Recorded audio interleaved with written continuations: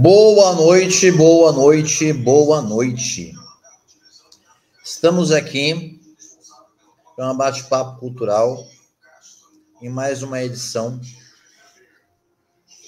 Vamos trazer aqui a escritora Maiara Carilles. Devemos estar com algum problema aqui, ela entrando. Maiara Carilles. Olá, gente. Que nem eu costumo dizer, temos aqui uma grande brasileira aqui conosco, uma mulher fantástica, com uma carreira brilhante, mãe da Manu, que é o mais importante, ela é mãe da Manu. Mas, Fernando, quem que é Maiara Carilles?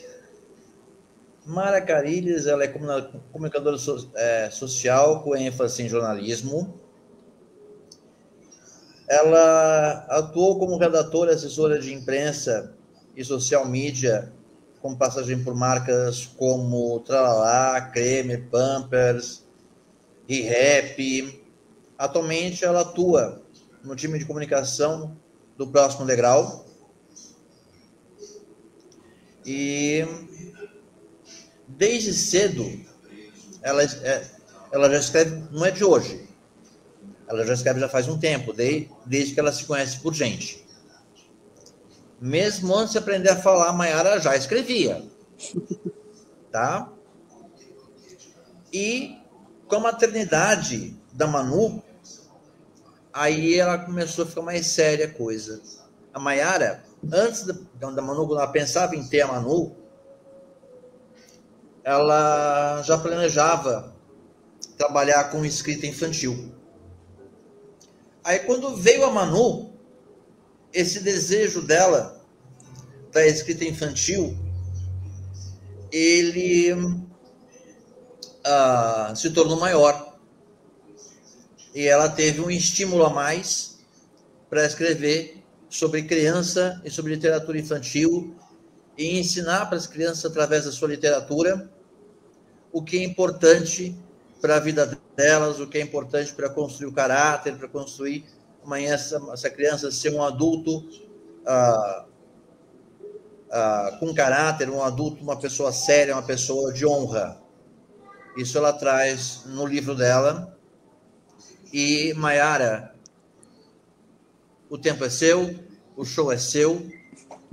Gente, vamos agora conhecer Maiara Carilles. Oi, gente, boa noite. É um prazer estar aqui com vocês nessa noite.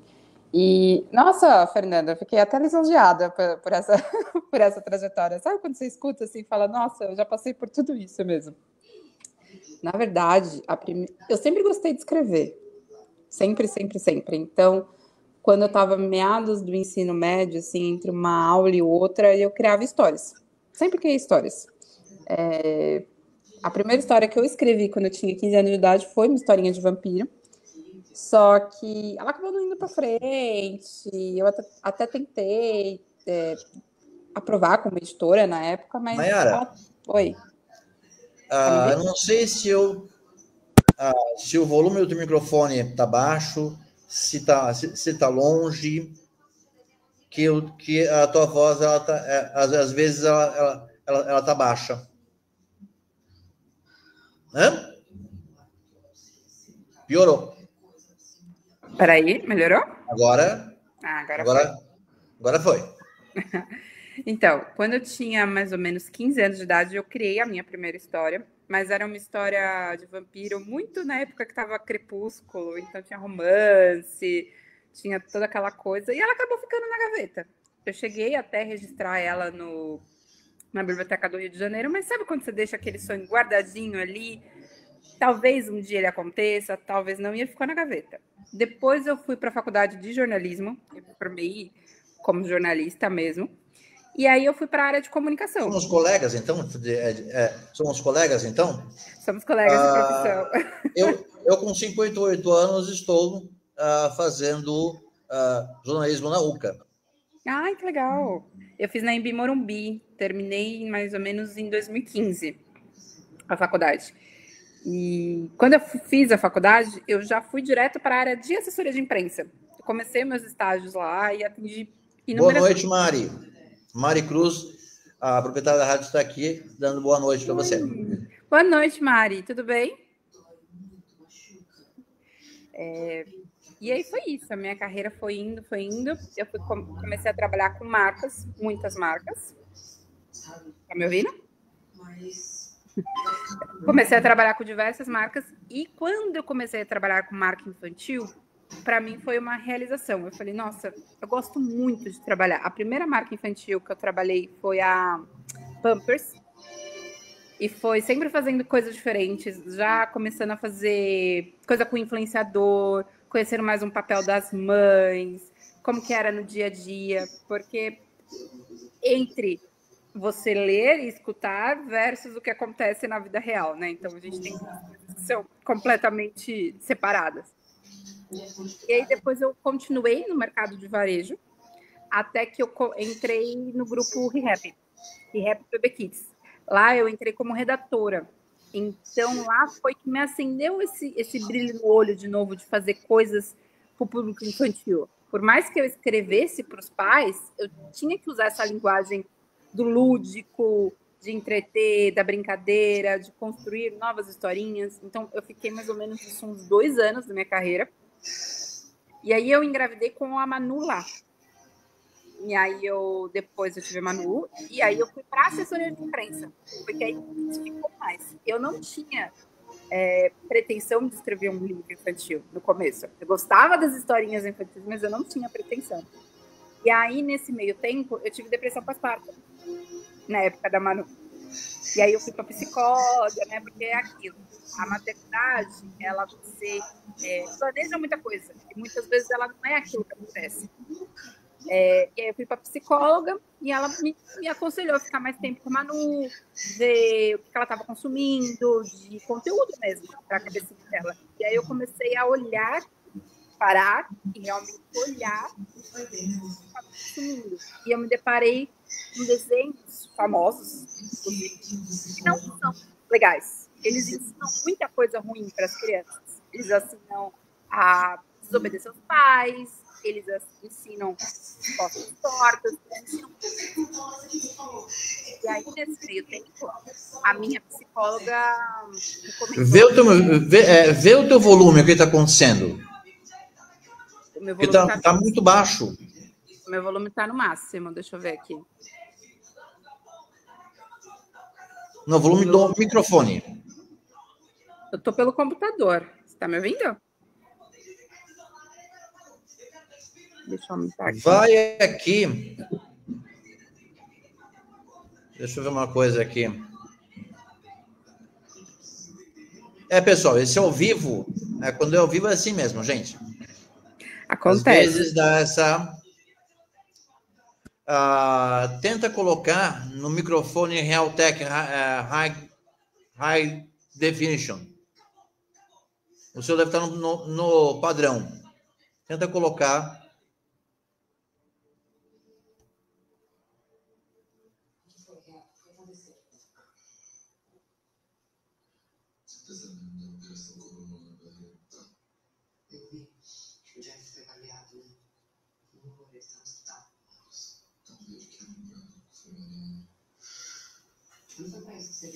Porque às vezes você fala e não chega a voz, ela não fica bem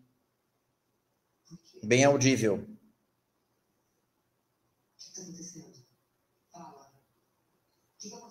Melhorou para você? Melhorou bem. Então tá bom. Continuamos daqui.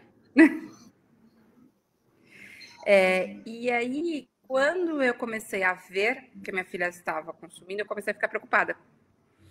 Então, eu comecei até a colocar desenhos dos anos 90, que é da minha época, para ela.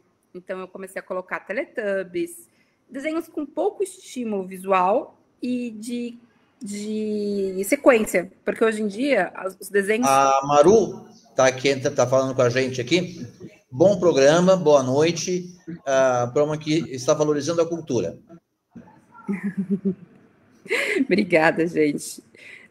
Não, e o livrinho eu criei depois de tudo, assistindo tudo que minha filha estava consumindo e ficando preocupada com isso. A minha psicóloga falou: revisita seus hobbies, né? Já que você gostava tanto e tal. E aí eu peguei aquele livro que eu tinha feito quando eu tinha 15 anos de idade e remodelei a minha historinha de vampiro para uma historinha infantil. E aí, o que o livro traz? Tudo o que eu, como mãe, gostaria que minha filha consumisse. Então, o livrinho tem 4 personagens principais, que são monstrinhos. Então, eu tenho o vampiro, que é o Drake, o lobisomem, que é o Lupe, a múmia, que é a Chloe. Fala pra gente qual que é o nome do livro e onde que as pessoas podem encontrar o teu livro. Drake e os Monstrinhos é o nome do Como? livro. Drake e os Monstrinhos. É o nome Drake do livro. e os Monstrinhos. Isso, você compra no site da editora IP. IP, das letras. Então, pessoal, corre lá, editora IP, tá? Lá vocês vão encontrar conteúdo para ajudar a criar os seus filhos adultos melhores do que a gente tem na grande maioria. Esse livro ele foi feito com muito carinho mesmo. Ele foi feito com um olhar de mãe. Então, assim, cada monstrinho ensina uma coisa diferente. Então, o vampiro, que é o Drake, ele ensina que é importante você ler. Porque agora, com essa coisa do ChatGPT, as crianças estão perdendo essa vontade de ler, tá ficando tudo muito rápido, né? Tá ficando tudo muito fácil. As crianças não têm esse pensamento crítico e nem repertório. O lobisomem, que é o Lupe, ele ensina que é importante a gente cuidar das florestas. Que cada sementinha ali conta, que cada gotinha de água que você economiza faz a diferença no futuro. O Frankenstein, que é o Flark, ele ensina que você tem que amar cada pedacinho do seu corpo. Por mais que seja diferente, você tem que amar. Então, a Maru está aqui te perguntando. Ela escreve poesia, romance ou livros de casos policiais? Eu escrevo assim, de tudo um pouco, porque eu sou redatora de várias marcas. Mas esse livro é infanto-juvenil, é uma historinha, é um conto. É um conto infantil. Tá. Como eu gosto sempre de deixar os meus convidados no estreito, isso é praxe, meu. Nenhum convidado chega aqui e fica de boa. A entrevista inteira. Não, que isso. Por isso que eu já não combino pergunta, já não combino assunto, nem temática, nem nada. Quem sabe faz ao vivo, é isso? O Alisson tá perguntando, você se inspirou no quê? Eu me inspirei nas histórias clássicas dos monstros, só que eu adaptei para o universo infantil. Então, por exemplo, assim, para não ficar assustadora para eles, para ser fofinhos. Eu acho que eu já deixei aqui, ó, um livro da capa para mostrar, porque são monstrinhos fofos, gente. A ilustração. Tá, a gente quer conhecer um pouco do vampiro. Do vampiro, eu vou pegar a página aqui do vampiro, que é o personagem principal. Esse aqui é o Drake. Então, a gente quer conhecer um pouco dele. Então, o Drake, ele lê alguma coisa dele pra gente? Eu vou ler as características do Drake. Tem uma página, ó, que fala quais são as características dele, tá vendo? Então, lê pra gente. Bom, nada de pescoços. A bebida preferida do Drake é o suco de uva. Olha, pessoal, o Drake gosta de suco de uva. Gosta de suco de uva. Sabe divertido, é cheio de sabedoria e sempre tem algo a ensinar, especialmente o português de beabá. Óculos estilosos. Tem uma coleção especial de óculos, sempre com par perfeito para cada ocasião. O meu vampiro usa óculos, gente. A Monique está dando parabéns ao programa. A Joyce está perguntando por que vampiro?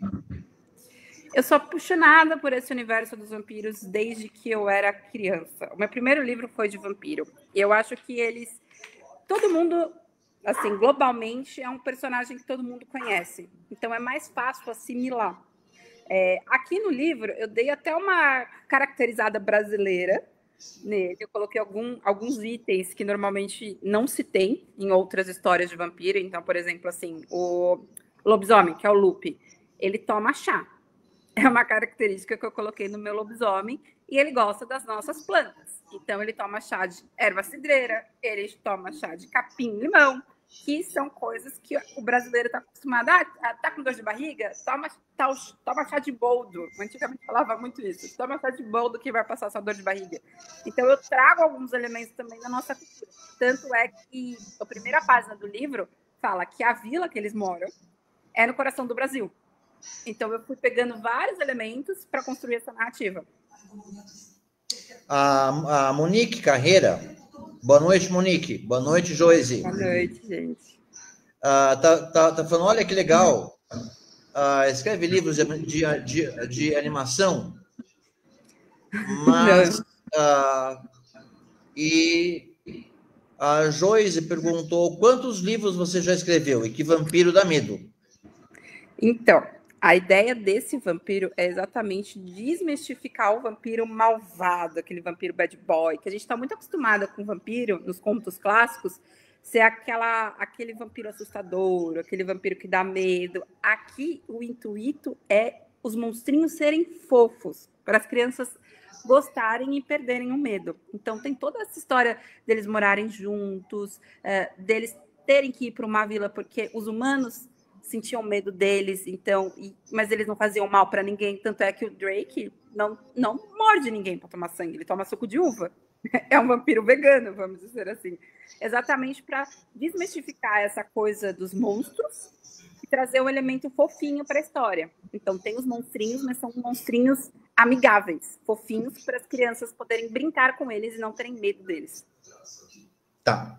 Você disse lá no começo pra gente que você já escrevia quando você estava entre uma aula e outra. Sim. Tá? Como jornalista, você tem que ter uma memória boa. Como mãe, também. Também. Sim.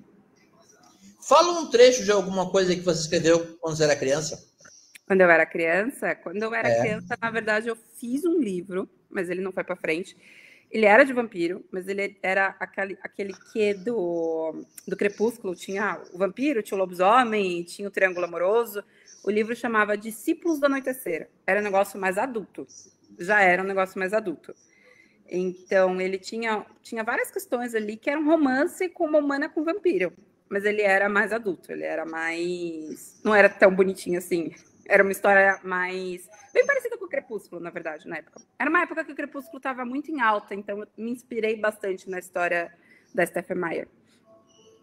A gente espera um pouquinho você achar nos seus guardados ele, para você ler uma página dele para a gente. Eu acho, gente. Peraí. A gente espera. Vocês esperam? Então, peraí. Eu vou até desligar o que não está ligado ali e já volto. Mas pode procurar, a gente espera, não se preocupa não. Então, peraí. O Clóvis está falando boa noite, muito bom o programa. Boa noite, Clóvis. E a Júlia está falando, olha que legal, o teu vampiro é bonzinho. O meu vampiro é bonzinho, gente.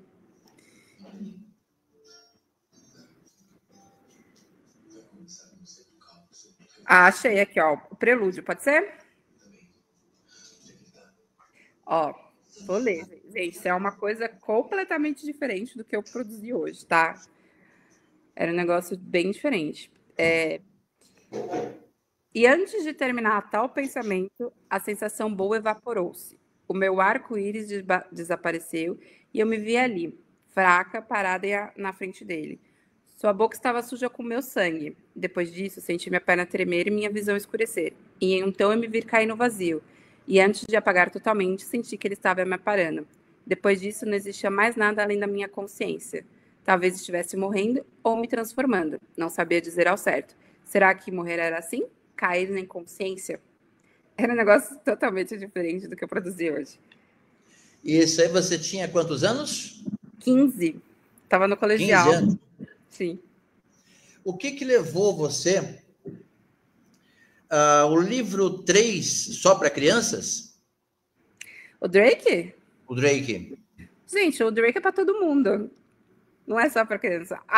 É para criança aprender brincando e para o adulto revisitar a infância. Então, tem vários elementos que traz isso, né? Pelo menos eu, que, né, criança dos anos 90, 80, eu trouxe bastante essa coisa da minha infância também. Então, o livro ele é interativo. Além da historinha, ele tem atividades para você fazer durante o livro, que você pode fazer junto com a criança. Ou fazer sozinho também.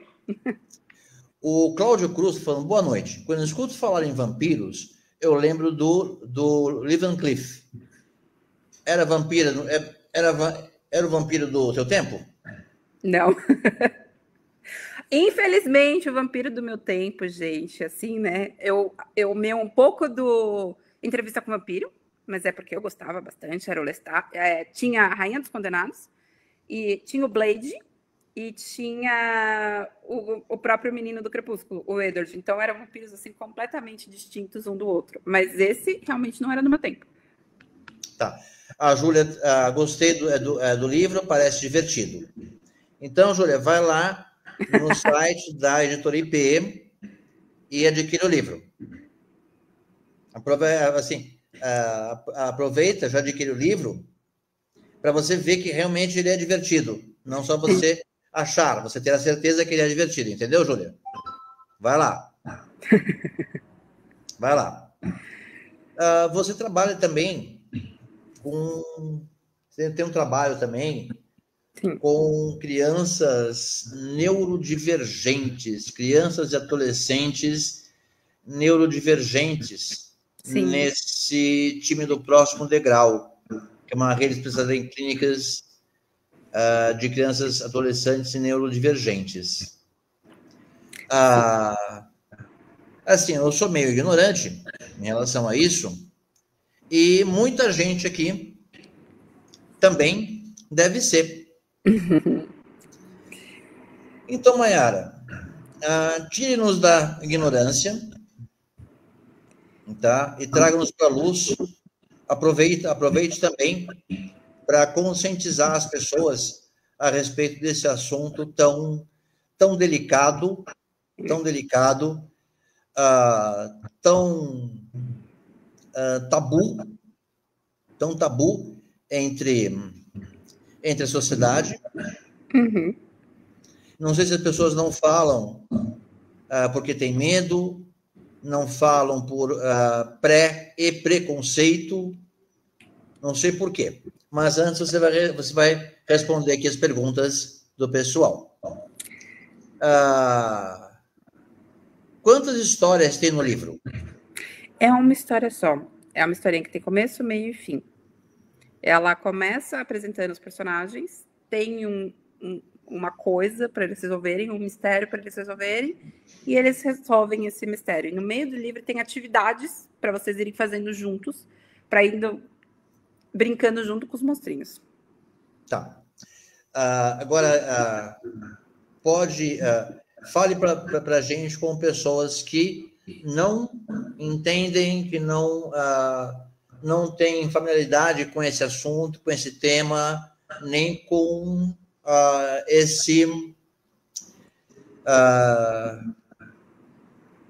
com essa palavra neurodivergente.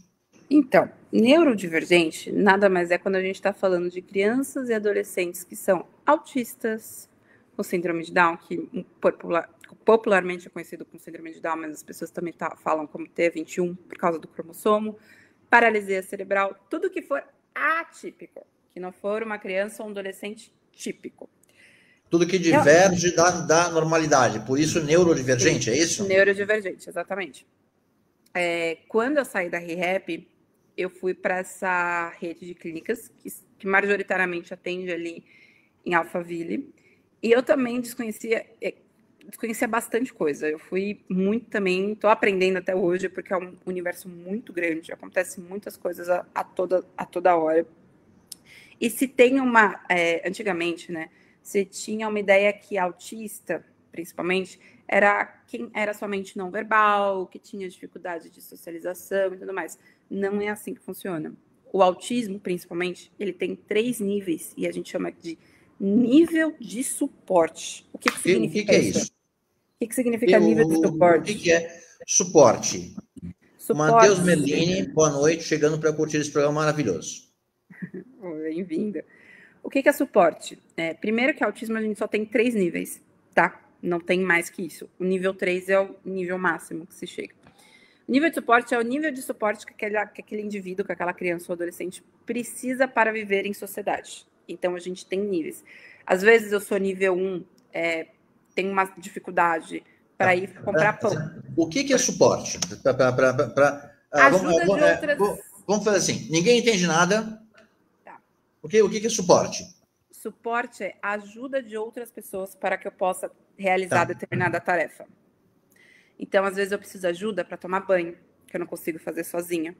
Às vezes, eu preciso de ajuda para atravessar uma rua, que eu não consigo fazer sozinha. Às vezes, eu preciso de uma ajuda para colocar uma roupa, que eu não consigo fazer sozinha. Então, quanto mais ajuda de outras pessoas você precisa para realizar determinadas tarefas, cotidianas mesmo, mais alto é o seu nível de suporte. Então, a gente tem nível 1, 2 e 3 de suporte, que é o nível máximo. Entendeu? E hoje, o que acontece? Tem muita gente que acha que os casos de autismo estão aumentando. A gente escuta muito isso. Não estão aumentando. O que acontece é que, com o avanço da medicina, com o avanço de várias coisas, está conseguindo se diagnosticar mais as pessoas, principalmente as crianças. Tá? A partir dos 2 anos de idade, já dá para identificar se a criança tem autismo ou outra neurodivergência. Então, hoje, se tem um diagnóstico mais fácil. E agora, também está conseguindo se diagnosticar pessoas adultas e idosas que tiveram toda uma trajetória de vida aí, sendo autistas, mas sem saber que eram autistas. Então, por isso que se tem a errada ideia de que os casos de autismo estão aumentando, quando, na verdade, as pessoas estão recebendo diagnósticos corretos, mas recebendo... Eu sei que não, mas eu vou fazer... Eu sei que não, mas eu vou fazer a pergunta, mesmo sabendo que não, tá? Tá? Justamente para que você explique que não e o porquê não. Claro. O adulto fica com autismo? Autismo não tem cura. Ele é um espectro. Então, não se tem cura do autismo. É uma coisa que você vai ter para toda a sua vida.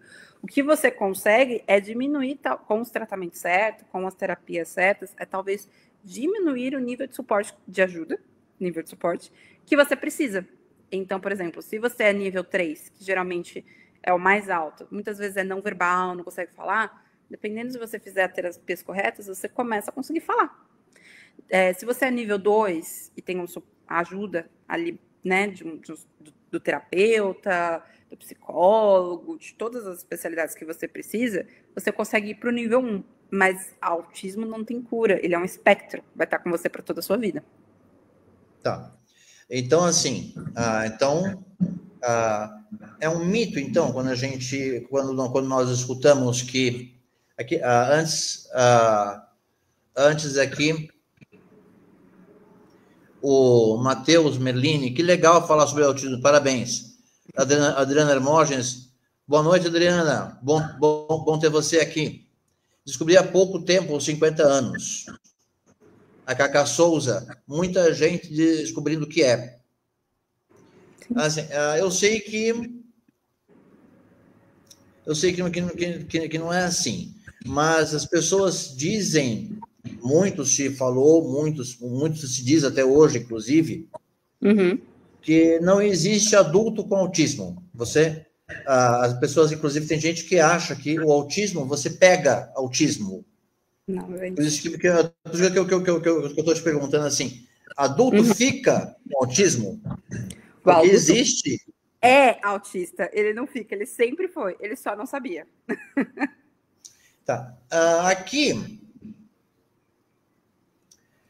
a Cacá está falando uma coisa que é uma verdade, Cacá Souza. Muitas pessoas não sabem como lidar com os autistas. Vamos aproveitar aqui essa fala da Cacá. Muitas pessoas não sabem como lidar com os autistas. E vamos transformar ela numa pergunta.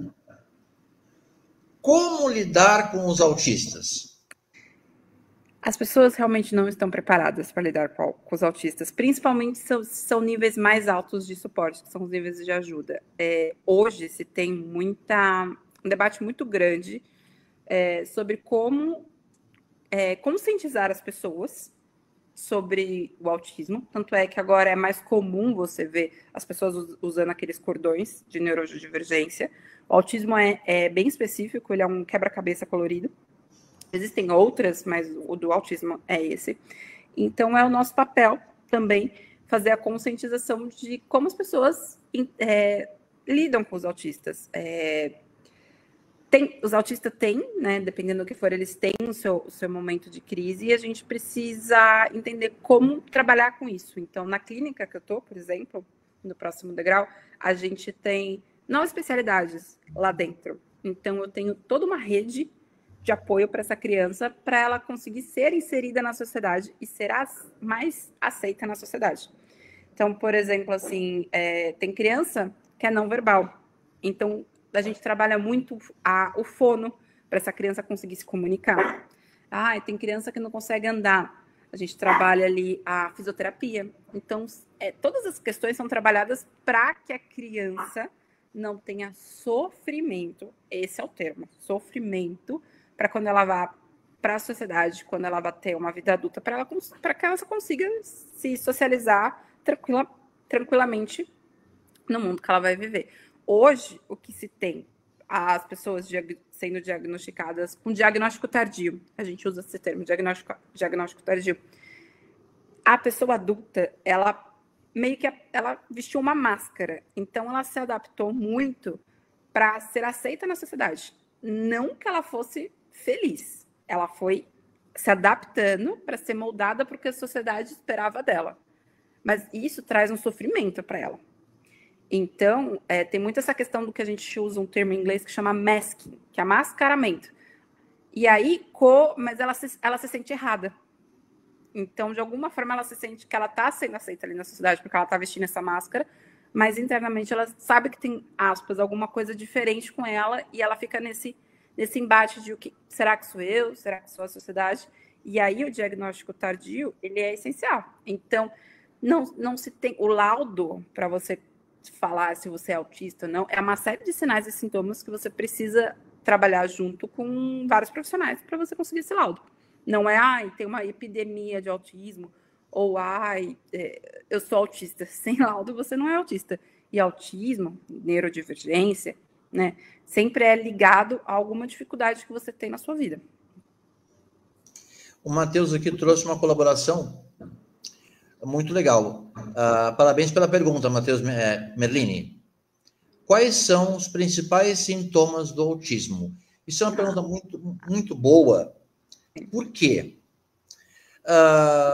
Nosso dia a dia, na correria e tal, vamos supor, o Fernando é autista, está fazendo as tarefas em casa, está atrasado para o compromisso, pega e saiu, esqueceu o cordão. Uhum. Esqueceu o cordão em casa. Ele saiu sem identificação. Sim. Como eu, na rua,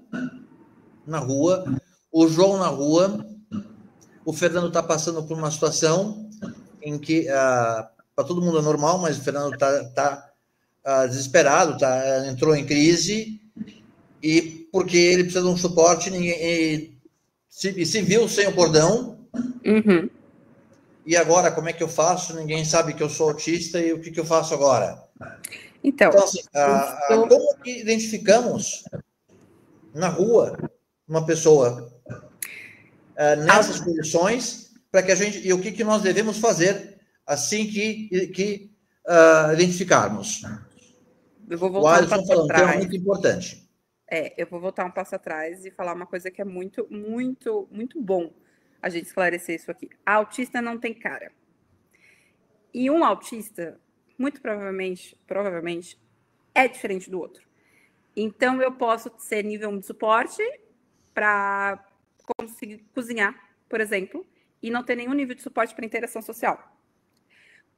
Ou a pessoa pode ter problemas de interação social e enquanto ela não fizer um tratamento adequado, não é melhor ela, ir se inserindo na sociedade aos poucos, exatamente para não ter crises. Lá na rede da Mas essa clínica, situação específica que eu coloquei para você. Empatia, na verdade. Como identificar quais são as características para que a gente consiga identificar e como ajudar. Ó, a primeira coisa que a gente tem que ter em mente é sempre empatia. Se você vê uma pessoa estando em crise, você tem que perguntar para ela se você, né, pode ajudar.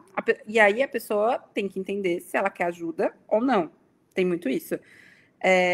Crises de autismo, geralmente os autistas, principalmente criança, né, eles vão baixar a cabeça, eles vão tapar o ouvido, porque eles são muito sensíveis auditivamente falando. Eles vão se isolar em um canto. São características bastante comuns dos autistas. Se isolarem no canto deles e serem muito sensíveis a sons, a visão, cheiro. E aí, geralmente, você vai ver um autista tocando o ouvido e talvez indo para frente ou para trás numa possível situação de crise. Então, esse é um sinal que seria reconhecido. Então, gente, quando vocês estiverem na rua, passar por uma situação, você vê alguém fazendo isso daqui, por exemplo, talvez essa pessoa seja esteja autista. Em crise. Esteja em crise. Esteja em crise. Então, se vocês forem chegar para ajudar, tenham tato, porque vocês podem, inclusive, não serem bem recebidos, é isso? Sim, isso pode acontecer? Tem autista que não gosta de toque, não gosta que toquem neles. Então, tem que tomar cuidado. É sempre perguntar se precisa de ajuda, se está tudo bem, se precisa que chame alguém, né? Porque geralmente as pessoas que são autistas, precisa de um nível alto de suporte e precisa sair, sempre vai ter mais, pelo menos tentar assim, uma pessoa acompanhando, para ela tentar não entrar em crise. Lá no próximo degrau, que é a rede de clínicas, a gente tem um quarto específico, a gente chama de centro de convivência. A gente simulou um supermercado para criar a criança e o adolescente, na verdade, faça compras como se ela estivesse no supermercado de verdade. Porque, dependendo do autista, o supermercado é muita informação. Então, é muita gente, é muita cor, é muito cheiro, e eles são seletivos nesse sentido. Então, a gente simulou esse espaço para que quando a criança ou o adolescente for ao supermercado de verdade, ela estar um pouco mais acostumada e não entrar em crise. Então, é simular atividades da vida diária, da vida cotidiana, para que aquela criança entenda como rotina e não entre em crise por causa disso, se ela precisar fazer alguma coisa diferente naquele dia, porque ela já viu aquilo em algum outro lugar. Qual que é o site do próximo degrau? Para que as pessoas possam conhecer o trabalho deles. Próximodegrau.com.br. No Instagram você acha... Mari, por favor, coloca fixado aqui o site do Próximo Degrau. Próximodegrau.com.br e o Instagram é próximo.degrau. Vou colocar aqui, peraí, gente. Próximo.degrau. Isso. Ó, vou colocar o Instagram, vou colocar o site. Tá. Você coloca, Mari, por gentileza, fixado nos comentários, por favor?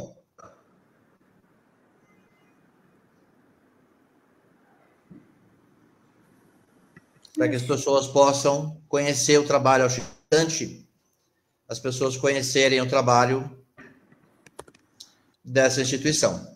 É bem bacana, viu, gente? Principalmente no Instagram, a gente faz bastante post desmistificando ou trazendo assuntos que estão em alta, exatamente por causa desse papel nosso de conscientização das pessoas, porque é um assunto de extrema relevância para os tempos atuais. A Cacá Souza está falando. Olha, acho que sou suporte. Odeio luz, barulho alto, lugar com muitas pessoas. Alguns tecidos me irritam. Não suporto muita gente falando ao mesmo tempo. Pode ser que sim. Se você se sente extremamente incomodada com esses sinais, se você acha que traz algum malefício, né, para sua vida, é recomendado. Quem a Cacá deve procurar? Primeiro, uma psicóloga. E aí ela vai fazer todo o direcionamento para você ir atrás do seu laudo. Que aí é o psiquiatra e tudo mais, mas primeiro a psicóloga. Então, vai lá, Cacá, corre atrás disso, vê, para que você possa passar por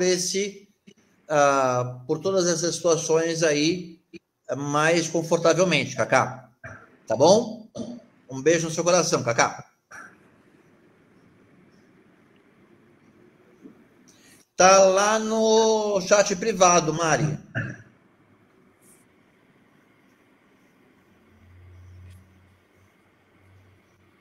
E sabe o que é interessante, ô Fernanda? Não foi proposital, tá? Quando eu entrei no próximo degrau, meu livro já estava feito, já estava pronto. E eu descobri que várias atividades que tem dentro do livro, lembra que eu falei que era interativo? São usadas para o tratamento de crianças autistas.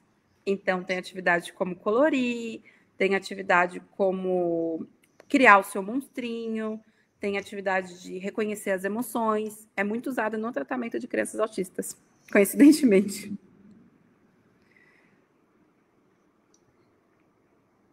Olha, pessoal, aí tá o site e o Instagram do próximo degrau, pessoal. A Mari vai deixar fixado até o fim do programa, por gentileza, para que vocês possam estar consultando, tá bom? Assim, eu não sou escritor de livro infantil.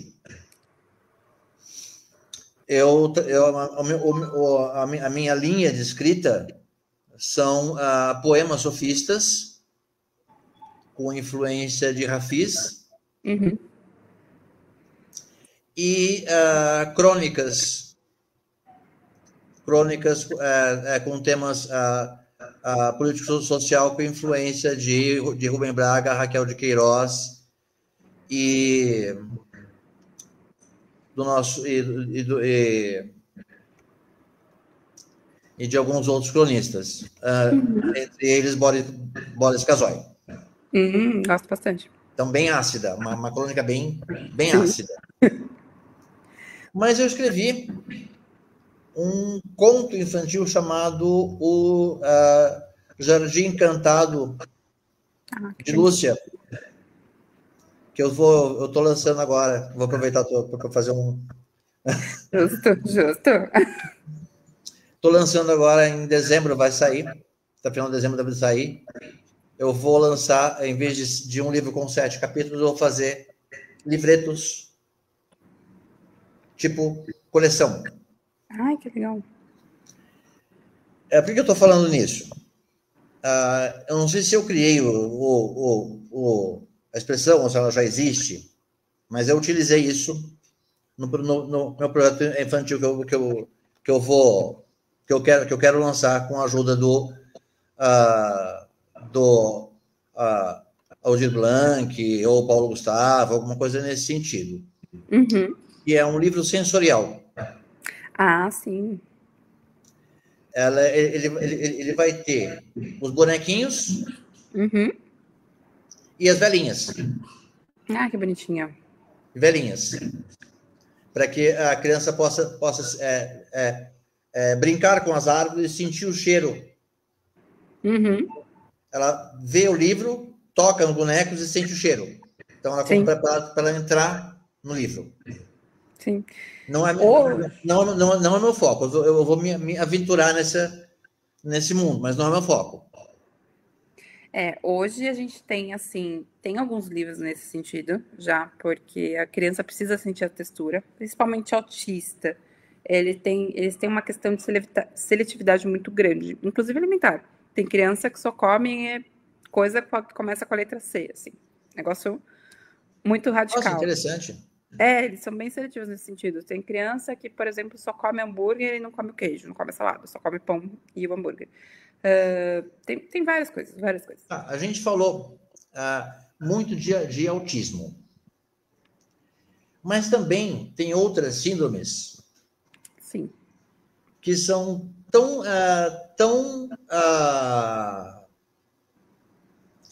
que sofrem tanto pré e preconceito quanto autismo. Por exemplo, síndrome de Down.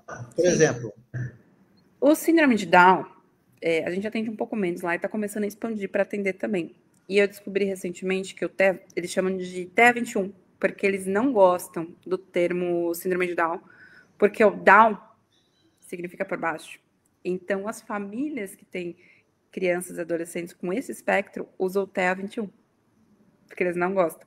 E realmente faz sentido, gente. O TEA21, né, popularmente, infelizmente conhecido como Down, ele é extremamente apto. Então, assim, geralmente, eu não sabia, descobri recentemente também, geralmente eles são cardiopatas, então eles já nascem ali com uma coisinha no coração, mas eles são tão inteligentes. Nossa, eles têm uma alegria de vida tão, tão incrível, é fascinante trabalhar com eles. E eles, né, têm as questões fisiológicas e neurais deles que a gente trata. Então, a gente tem uma sala lá que usa computadores, que ensina os adolescentes a montarem currículos, por exemplo. Então, assim, hoje em dia, se eu não me engano, eu não vou lembrar agora qual que é o restaurante, mas tem uma lanchonete que os atendentes são só com TEA21. Todos, todos, todos. Então, assim, é na nossa responsabilidade também preparar o mercado para receber essa galera. Então, todos nós temos um papelzinho fundamental ali. Tá, você falou num ponto, tocou num ponto muito importante. Duas perguntas para você. Diga. Há quanto tempo você está no mercado literário? Essa é a primeira pergunta. Uhum. A segunda pergunta. Na sua visão, o mercado literário ele está preparado para pessoas com essas síndromes e ou afins? Primeira pergunta. Vamos por partes, igual diz meu amigo Jack. Por partes. É o meu primeiro livro, para ser sincera. Não estou há muito tempo no mercado literário, mas eu estou há mais de 10 anos no mercado de comunicação. Então, eu estudo literatura, eu estudo comunicação há muitos anos, principalmente por causa do mercado de varejo que eu estava. Eu estava no mercado de varejo infantil e trabalhei muito tempo com o mercado infantil, então eu consumia muita coisa nesse sentido. Então, foi um dos motivos de eu ter migrado para a literatura infantil e não ter continuado, ter reescrito meu livro de 15 anos atrás.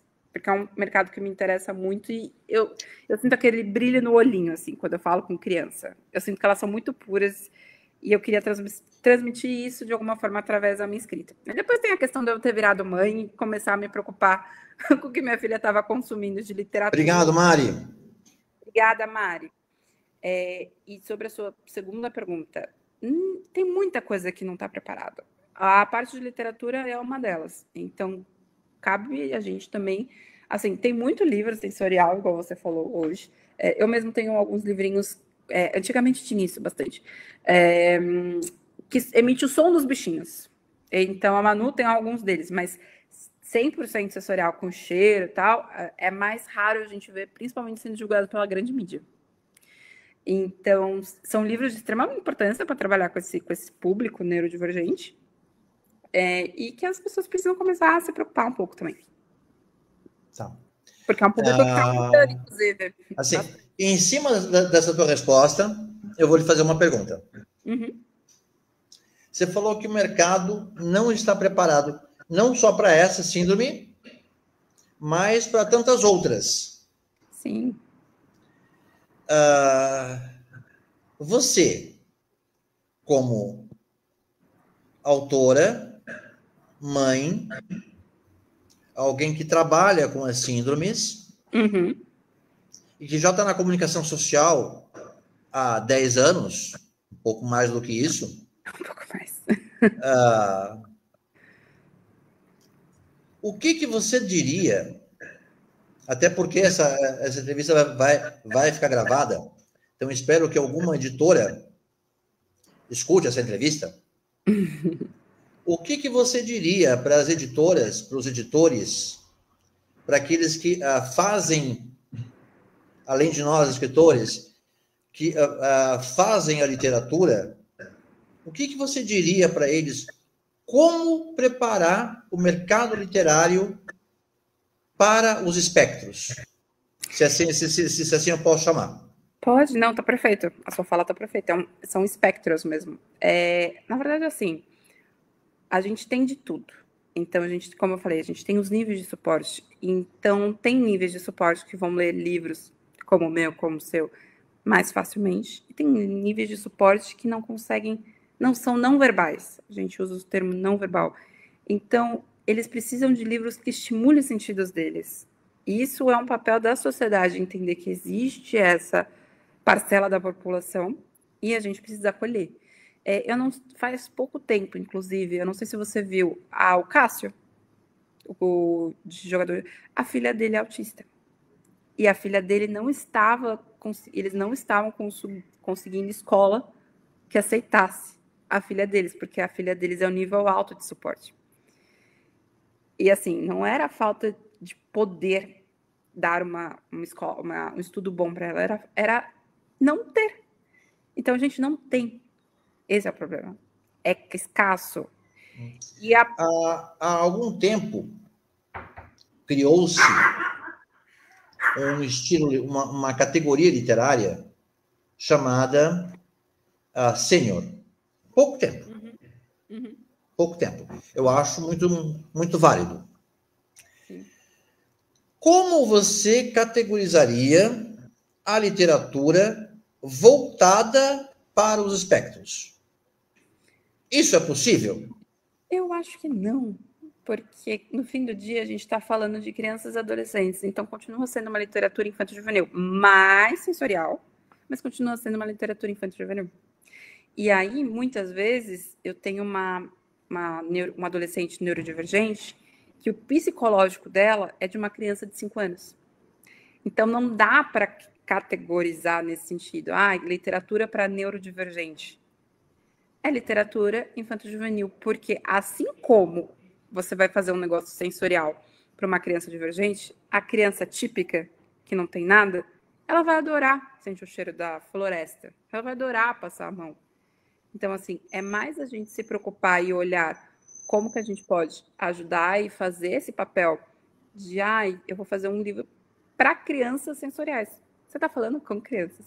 Então, é muito isso. Não tem algo, né? Então, a gente lá, por exemplo, a gente trabalha muito reconhecimento de emoções.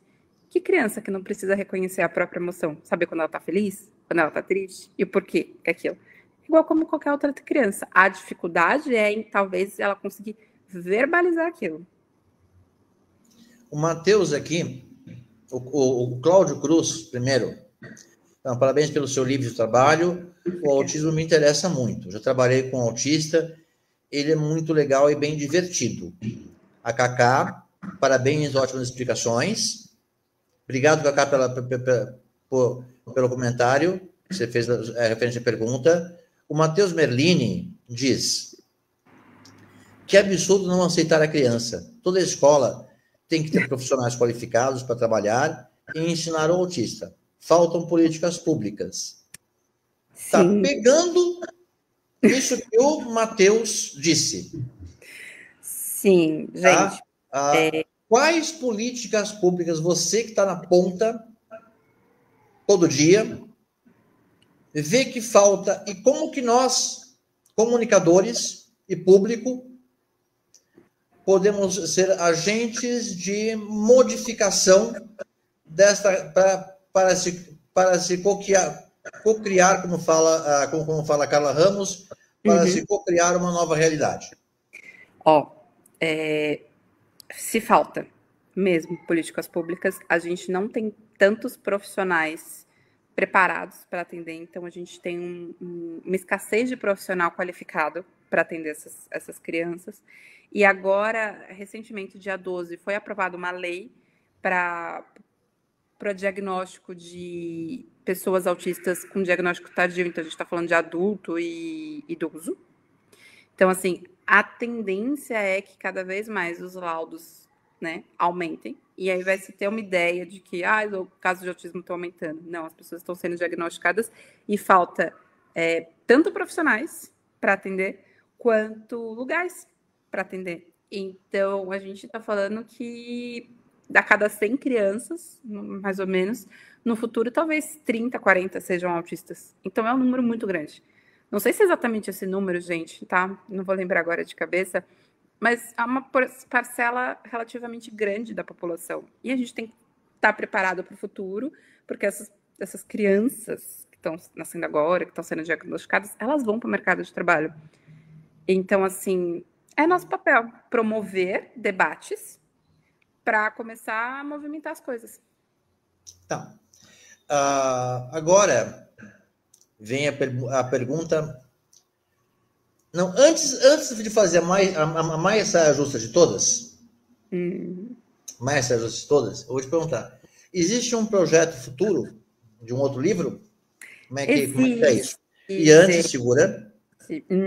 A Joyce diz: nossa, tá uma loucura de tanta gente com autismo. Um monte de amigas minhas descobriram. Agora, qual que é? Existe um projeto futuro e qual é que é?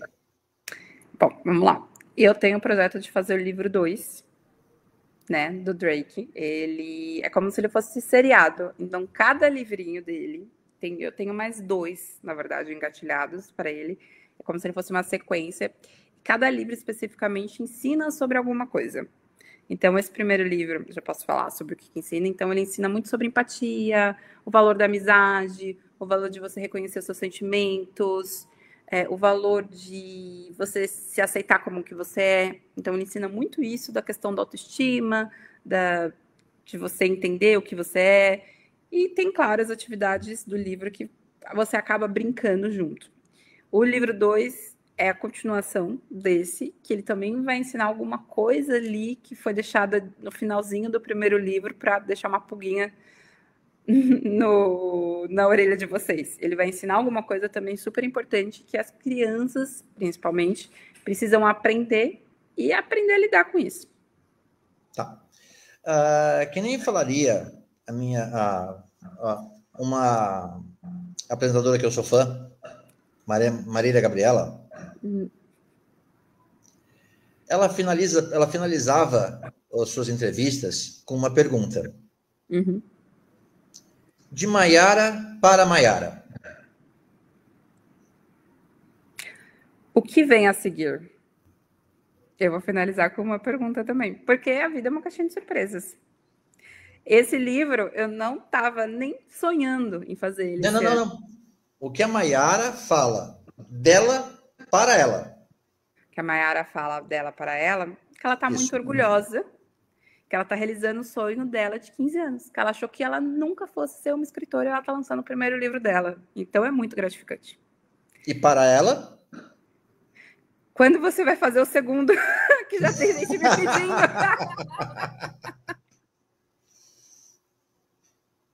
Maiara Cariles, foi uma grande honra estar com você. A entrevista foi fantástica, maravilhosa. Nós temos aqui ainda 1 minuto de entrevista.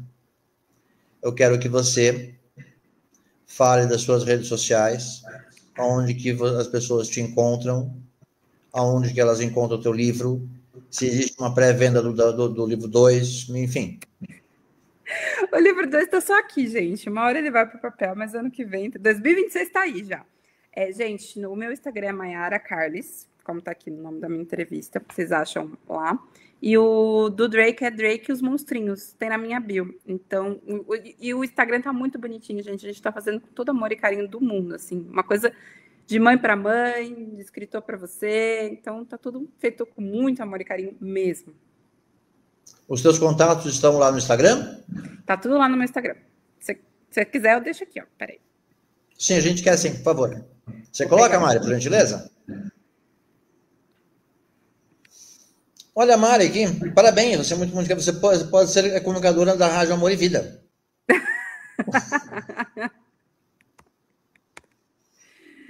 Gente, olha só, mãe, escritora, trabalho numa rede de clínicas neurodivergentes. Acho que tá bom por enquanto. Depois eu queria conversar com você. Tá bom. Tá aqui, ó, meu Instagram. Então, Maiara, foi uma grande honra ter você aqui. Eu não posso encerrar o programa sem fazer a gentileza de anunciar o programa seguinte. Logo após esse daqui, assim que eu sair do ar, deve entrar no ar o programa Alquimistas do Agora. Pessoal, Obrigada, gente. Obrigada. E espero ver vocês em breve. Qualquer coisa, me mandem mensagem no meu direct que eu respondo, tá? Tá bom, então. Gente, encerrando com a Joyce. Vocês são incríveis. Muito obrigado. Obrigada, gente. Boa noite, bom final de semana. Obrigado. Tchau, tchau. Beijo no coração de vocês.